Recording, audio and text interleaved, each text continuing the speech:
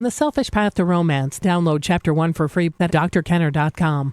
Dear Dr. Kenner, I have a 6-year-old grandson, Ricky, who has an anger problem at school.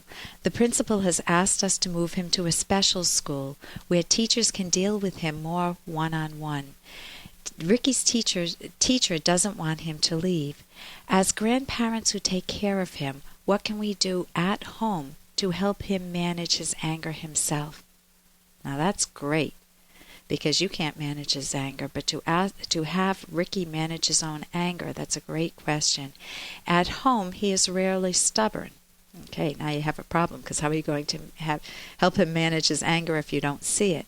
We set rules, boundaries, and bargain with him when he gets angry. He doesn't get angry to the point of it being a problem. When Ricky was 4 years old, he and his parents lived with us while they were waiting to purchase a new home. They've been living in their new home for 2 years now. We watch Ricky and his sister while their parents work. What can I do to help? Grandma of a child she doesn't want to see lost in the system. If a few changes can help. Thank you, Rosemarie.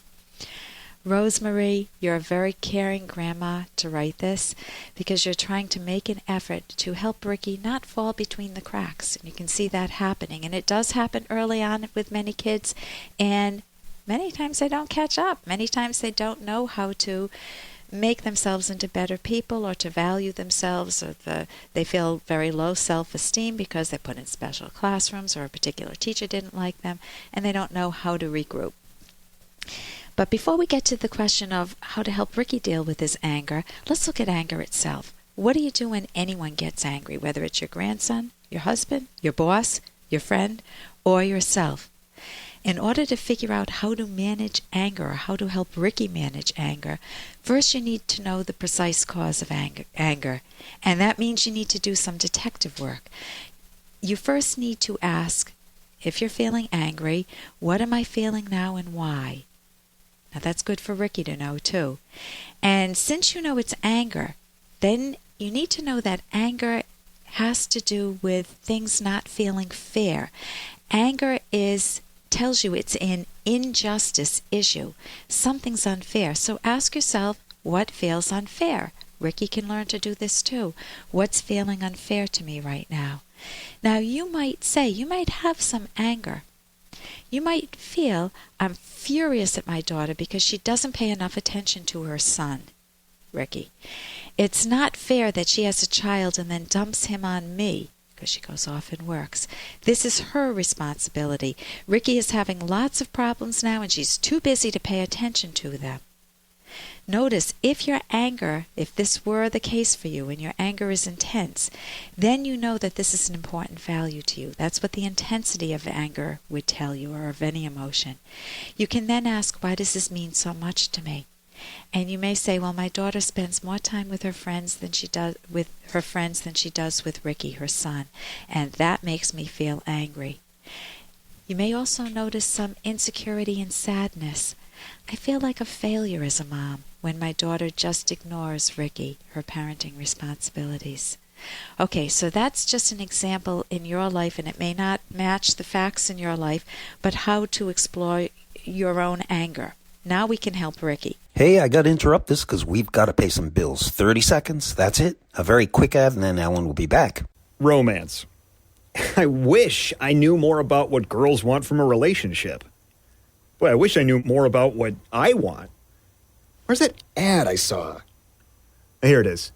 The Selfish Path to Romance, a serious romance guidebook.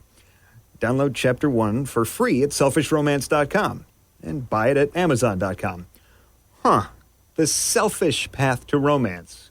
That is interesting. Now we can help Ricky. So Ricky's 6 years old. What is it that he perceives as unfair? What is the source of his anger? Notice it's not on the home front. It's not with you. So what is unfair to him? Since it's happening mostly at school, you want to look for clues there. Are the kids teasing him? Are they calling him freckleface or mean names? Is he being cast in the role of the bad kid at school, and maybe his sister is being cast as in the role of the good kid? In that case, I'd go to my website, drkenner.com and get the book, How Siblings Without Rivalry, How to Help the Kids Out of That Problem by Adele Faber and Elaine Maslish. Is he being scapegoated or being teased? Is there any abuse? This is much more serious, that he's trying to keep secret and it's showing up at school. It could just be a bully at school, or it could be worse. But is he trying to avoid someone on the way to school or at school that's hurting or abusing him or taunting him? How do you get information from him? How do you draw him out naturally? You don't want to do it lawyer style, putting him, on the stand and saying, okay, why are you angry? And he'd say, I don't know, or I'm not angry, or he might play dumb. I don't know what you mean. You don't want to draw him out with a lot of why questions and that tone of voice that sounds critical. Instead, you can say to him, tell him a few details about your day, because that softens the mood and it makes him feel less like he's on the stand. And you say, yeah, today I got really angry at Sean because maybe someone that comes to the house to help out, because he wasn't listening to me. And he might say, you know what, Ma or Grandma, I got really angry at Joey today because he kept calling me mophead, and I can't help it that my hair is frizzy. And I called him a bad name and knocked his book on the floor, and the teacher put me in timeout and made me skip recess. She makes me so mad. She always takes his point of view and she never listens to me. Instead of then grilling him, you can say, sounds like you had a really tough day. What can you do differently if Joey calls you a bad name again?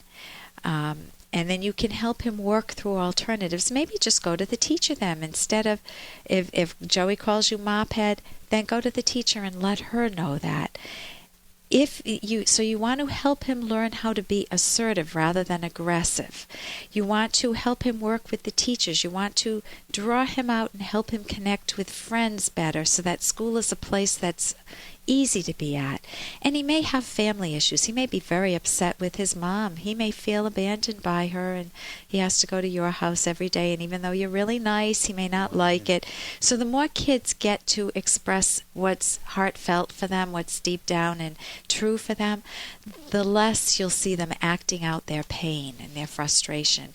And so I would deal with it that way. And here's a little more from Dr. Kenner. I just have this talent for falling in love with the wrong guy in the wrong place at the wrong time.